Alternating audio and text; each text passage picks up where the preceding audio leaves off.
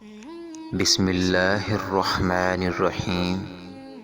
السلام علیکم۔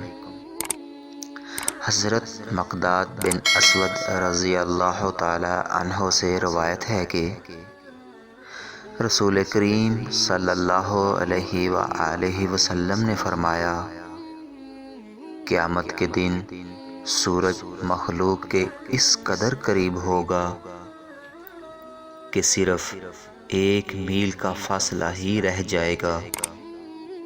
لوگ اپنے اعمال کے حساب سے پسینہ میں ڈوبے ہوئے ہوں گے۔